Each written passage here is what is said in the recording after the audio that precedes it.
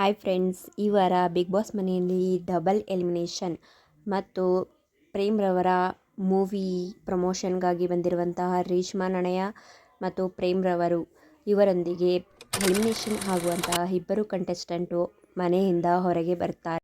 ಈ ಮನೆಯಲ್ಲಿ ಅತಿ ಹೆಚ್ಚು ಡೇಂಜರ್ ಝೋನಲ್ಲಿ ಇರುವಂತಹ ಕಂಟೆಸ್ಟೆಂಟ್ ಸ್ಪಂದನ, ರಾಶಿಕಾ, ರಕ್ಷಿತಾ, ಧ್ರುವಂತ್. ಈ 4 ಜನರಲ್ಲಿ ಅತಿ ಹೆಚ್ಚು ಕಡಿಮೆ ವೋಟ್ ಪಡೆದಿರುವಂತಹ ಕಂಟೆಸ್ಟೆಂಟ್, ಅತಿ ಡೇಂಜರ್ ಝೋನಲ್ಲಿರುವಂತಹ ಕಂಟೆಸ್ಟೆಂಟ್ ಸ್ಪಂದನ, ರಾಶಿಕಾ, ರಕ್ಷಿತಾ, ಧ್ರುವಂತ್. ಈ 4 ಮಂದಿಯಲ್ಲಿ ಇಬ್ಬರು ಹೊರಗೆ ಬರುವ ಸಾಧ್ಯತೆ ಅತಿ ಹೆಚ್ಚು ಇದೆ ಅಂತ ಹೇಳ್ತಿದ್ದಾರೆ. ಅದರಲ್ಲಿ ಸ್ಪಂದನ, ಧ್ರುವಂತ್ ಎಲಿಮಿನೇಟ್ ಆಗಿದ್ದಾರೆ ಅಂತ ಹೇಳ್ತಿದ್ದಾರೆ. ಇದರಿಂದ ಮನೆಯಿಂದ ಹೊರಗೆ ಬರ್ತಿದ್ದಾರೆ ಅಂತ ಹೇಳ್ತಿದ್ದಾರೆ.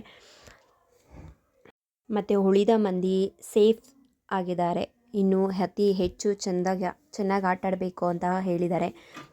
ಅಷ್ಟೇ ಅಲ್ಲದೆ ಗಿಲ್ಲಿ ತನ್ನ ಕ್ಯಾಪ್ಟನ್ಸಿಯನ್ನು ಬಿಟ್ಟುಕೊಟ್ಟಿದ್ದಾರೆ, ಕಾವ್ಯಗೋಸ್ಕರ ಬಿಟ್ಟುಕೊಟ್ಟಿದ್ದಾರೆ ಅಂತ ಹೇಳ್ತಿದ್ದಾರೆ. ಕಾವ್ಯ ಅವ್ರ ಅಮ್ಮ ಅವ್ರ ತಮ್ಮ ಮಾಡಿರೋ ತಪ್ಪಿಗೋಸ್ಕರ ಗಿಲ್ಲಿ ತನ್ನ ಕ್ಯಾಪ್ಟನ್ಸಿನ ಬಿಟ್ಕೊಡ್ಬಾರ್ದಿತ್ತು ಅಂತ ನಮ್ಮ ಅನಿಸಿಕೆ, ನಿಮ್ಮೆಲ್ಲರ ಅನಿಸಿಕೆ ಅದೇ ಅಂತ ನಾನು ಅನ್ಕೋತಾ ಇದ್ದೀನಿ.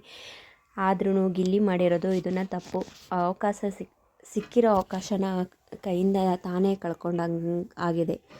ಅಷ್ಟು ರಾಜಗಾಂಭೀರ್ಯದಿಂದ ಇರುವಂಥ ಗಿಲ್ಲಿಯನ್ನು ಕಂಡು ಎಲ್ಲ ಖುಷಿ ಪಡ್ತಿದ್ದ ಜನ ಈಗ ಗಿಲ್ಲಿಗೆ ತುಂಬ ಮೋಸ ಆಯಿತು ಅಂತ ಹೇಳ್ತಿದ್ದಾರೆ.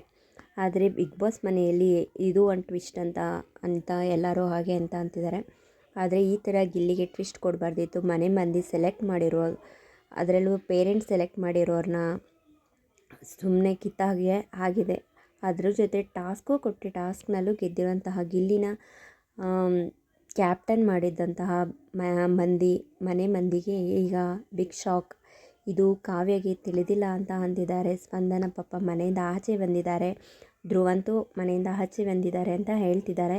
ಇನ್ನು ಸಂಜೆ ಬರೋ ಟ್ವಿಸ್ಟ್ಗಾಗಿ ನಾವು ಕಾಯಬೇಕು ಅಂತ ಎಲ್ಲರಿಗೂ ಹೇಳ್ತಾ ಇದ್ದೀನಿ. ಆದರೆ ಪ್ಲೀಸ್ ನನ್ನ ಚಾನಲ್ ತುಂಬ ಇಷ್ಟ ಆದರೆ ಸಬ್ಸ್ಕ್ರೈಬ್ ಮಾಡಿ, ಹೀಗೆ ನೋಡ್ತಾ ಇರಿ, ಕಾಮೆಂಟ್ ಮಾಡಿ.